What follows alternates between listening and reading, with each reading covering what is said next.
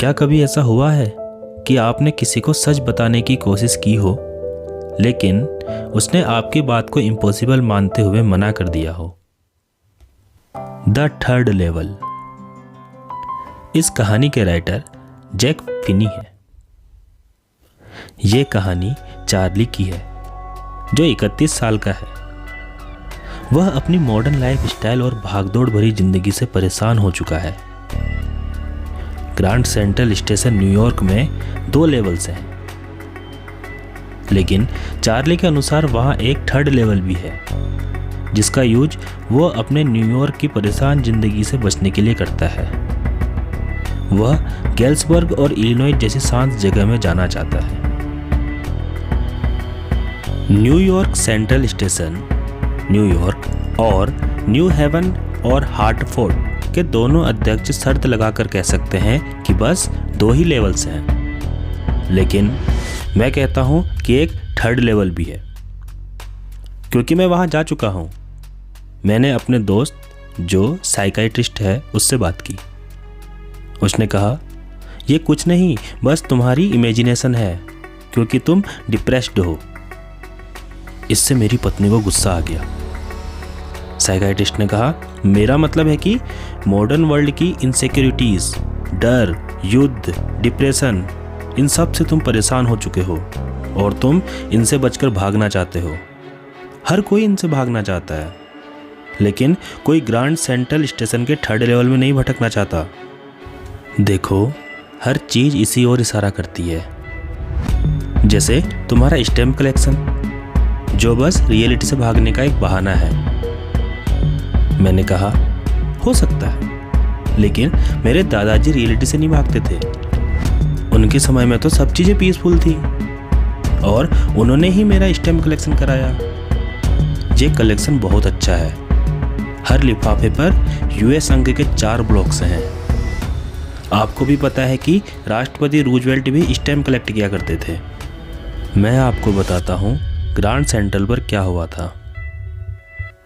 पिछली गर्मियों में एक रात मैं अपने ऑफिस में बहुत देर तक काम करता रहा। मैं घर जाने की जल्दी में था, तो मैंने बस की बजाय ग्रांड सेंट्रल से सबवे लिया। मैंने गबार्डिन सूट पहना था।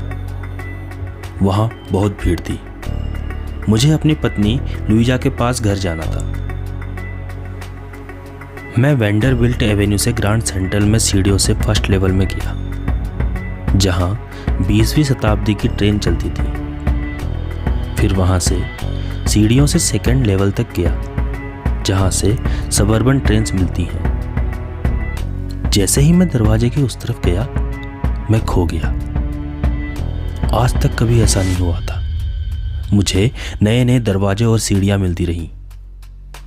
उसके बाद मैं एक सुरंग में घुस गया, जो 1 मील लंबी थी, और वहां से सीधे वो मुझे रूजवेल्ट होटल के कमरे के सामने ला गई। उसके बाद मैं दरवाजे से ऑफिस बिल्डिंग में पहुंच गया, जो 46 स्ट्रीट में 3 ब्लॉक आगे थी। ऐसा लग रहा था मानो ग्रांड सेंट्रल पेड़ की तरह बढ़ रहा हो और उससे नए नए कॉरिडोर और नई नई सीढ़ियां निकल रही हैं। मुझे लगता है वहां एक लंबी सुरंग है जो सीधे शहर के नीचे तक जाती है। उसका पहला रास्ता टाइम्स स्क्वायर में तथा दूसरा रास्ता सेंट्रल पार्क में निकलता है, जो ग्रांड सेंट्रल के लोगों का बचकर निकलने का एक रास्ता बन गया है। शायद मैं भी इस सुरंग में घुस चुका हूं। मैं कॉरिडोर में अकेला चलता रहा। बस मेरे पाँव की आवाजें ही आ रही थी। अचानक सामने से कुछ आवाजें सुनाई दी। आगे चलकर देखा तो वहाँ लोग बातें कर रहे थे। मैं बाईं ओर मुड़ा और सीढ़ियों से उतरा तो मैं थर्ड लेवल पर आ गया। मुझे लगा कि शायद ये अभी सेकंड लेवल ही है, लेकिन जब मैंने अपने आसपास नज़र घुमाई तो वहाँ कुछ ही टिकट विंडो और ट्रेन गेट थे। इंफॉर्मेशन बूथ पुराना था, जो लकड़ी का बना हुआ था। वहाँ लाइट के बदले बत्ती की रोशनी थी, जो गैस से जल रही थी। वहाँ के लोगों ने 1890 के फैशन के हिसाब से कपड़े पहने हुए थे। एक इंसान टाइम देखने के लिए जेब से पुरानी घड़ी निकाल रहा था। उसकी मूछें लंबी और मुड़ी हुई थी। मैंने आज तक इतनी लंबी मूछें और कलमे नहीं देखी थी। एक औरत ने भी 1890 के हिसाब से ही कपड़े पहने थे। पीछे से रेल का इंजन आया जो क्यूरियर एंड आइविश लोकोमोटिव कंपनी का था।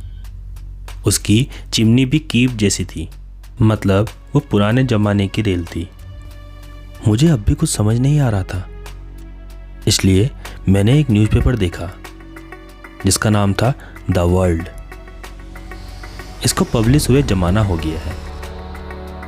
हेडलाइन में राष्ट्रपति क्लीवलैंड के बारे में कुछ छपा था और उसमें तारीख थी 11 जून 1894।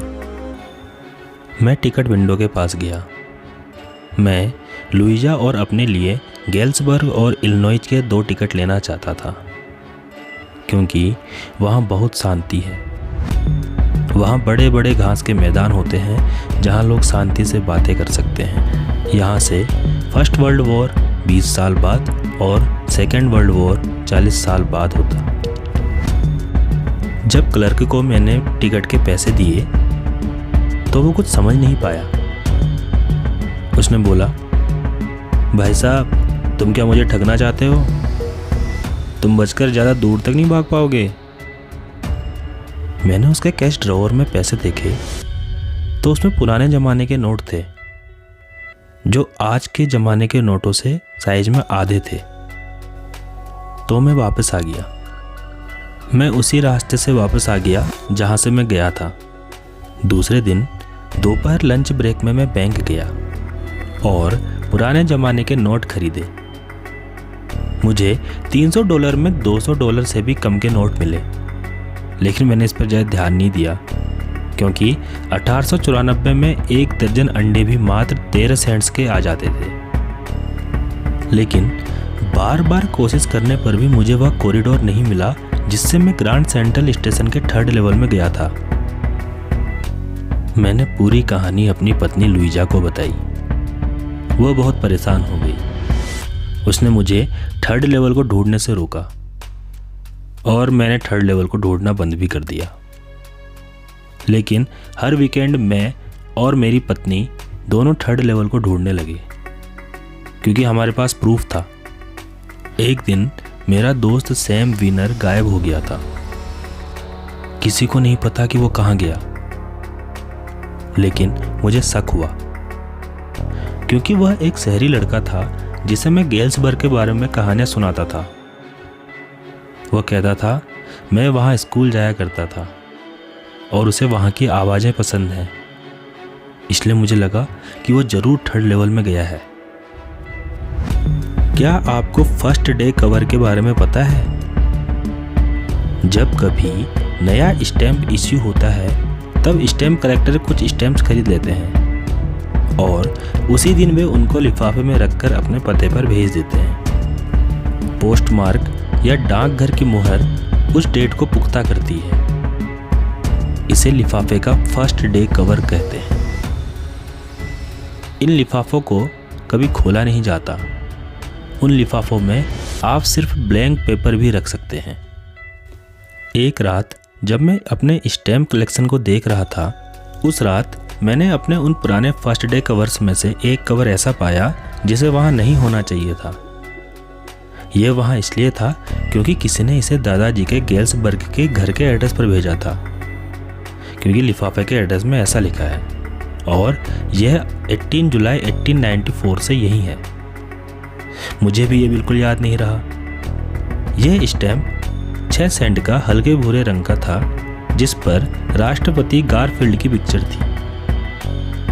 जब यह लिफाफा दादाजी की मेल में आया तब वह सीधा स्टैम्प कलेक्शन में रखा गया और ये तब से वहीं पड़ा है। मैंने लिफाफा खोला। उसके अंदर ब्लैंक पेपर नहीं बल्कि एक कागज़ था। उस पर लिखा था, चार्ली, आशा करता हूँ कि तुम ठीक होगे। और चार्ली, ये बिल्कुल सच बात थी कि मुझे 3rd लेवल मिल गया था। मैं यहाँ 2 हफ्तों से हूँ और इस समय दिल्ली के घर के नीचे कोई पियानो बजा रहा है। वे सब बरामदे में गा रहे हैं सीइंग नेली होम, और मुझको लेमोनेड पर इनवाइट भी किया है। चार्ली और लुइजा वापस आ जाओ। जब तक तुम्हें थर्ड लेवल नहीं मिलता उसको खोजते रहो। इस पर तो सैम के साइन है। जब मैंने स्टैम्प और कॉइन कलेक्शन देखा तो मुझे पता चला कि सैम ने $800 के पुराने नोट खरीदे हैं। उसे अपने घास, चारे और अनाज के बिजनेस में लगना चाहिए। वह अपने पुराने बिजनेस में नहीं जा सकता। वह 1894 में गेल्सबर्ग, इलिनॉइस में भी बिजनेस नहीं करेगा, क्योंकि सैम ही मेरा साइकाइट्रिस्ट है। शायद आपका सवाल हो सकता है कि आखिर थर्ड लेवल था या नहीं, तो इसका उत्तर है नहीं। थर्ड लेवल बस चार्ली के मन की इमेजिनेशन थी।